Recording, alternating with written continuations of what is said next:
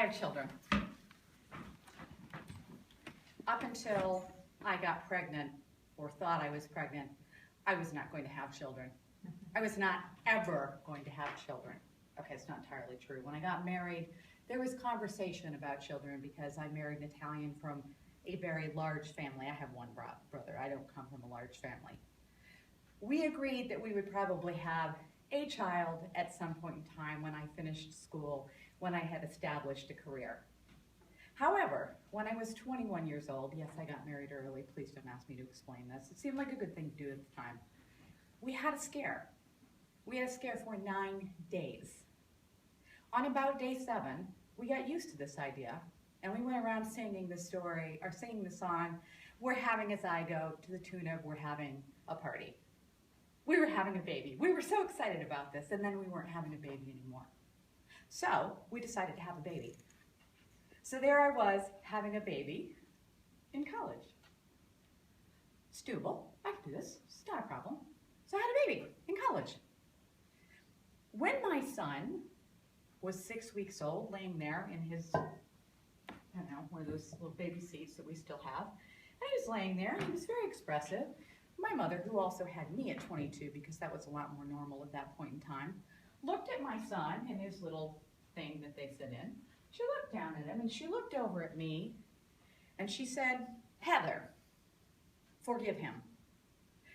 And I said, "What are you talking about, Mom?" She said, "I just want you to remember this really lovely, beautiful baby boy. And I want you to be patient. And I want you to handle him with care and love and gentleness as he grows up. And forgive him for the child he is going to be, which is a handful." And I looked at my child, and I said, "What are you talking about?"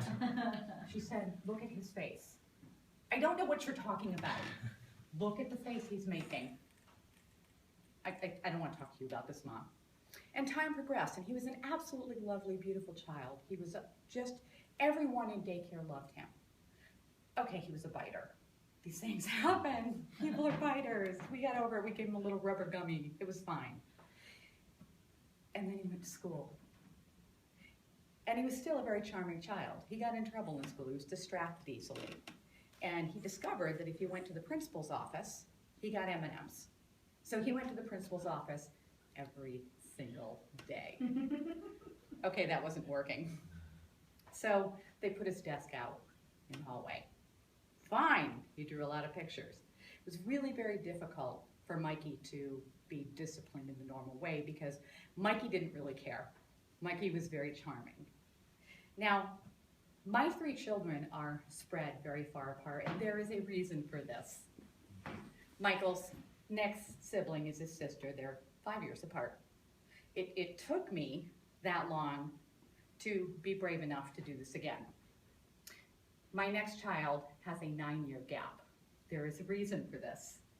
It's not Megan, it's Mikey. I love my children.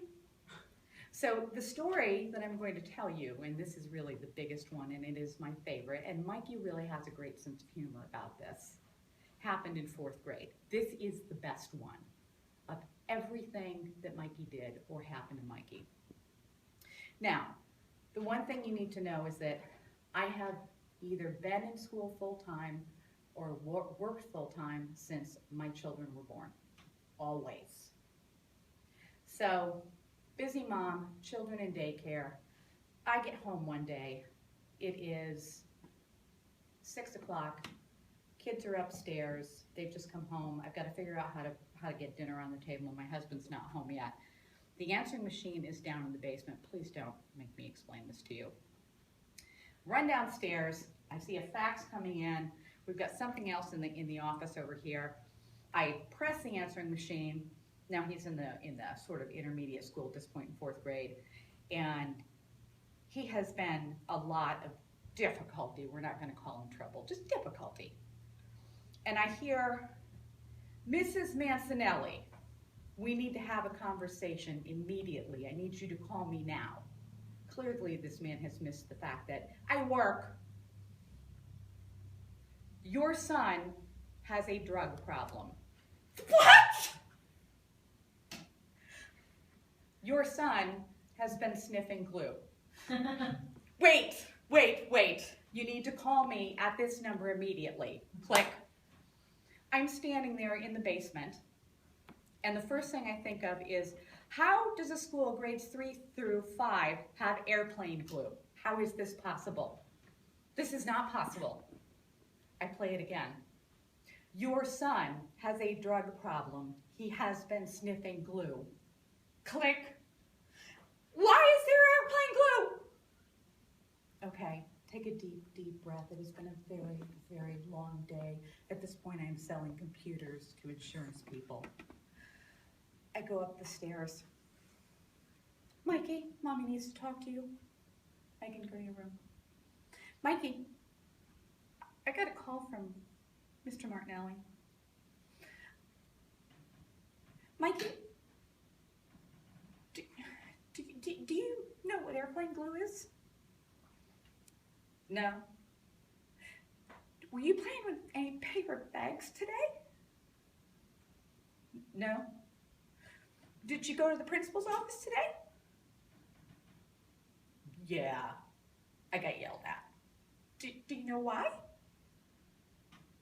Not really. I hardly ever know why. Okay. So his father comes home and we have this whole conversation, and his father is very, very gregarious. He's out there. He is just the epitome of the passionate Italian man. And he's furious.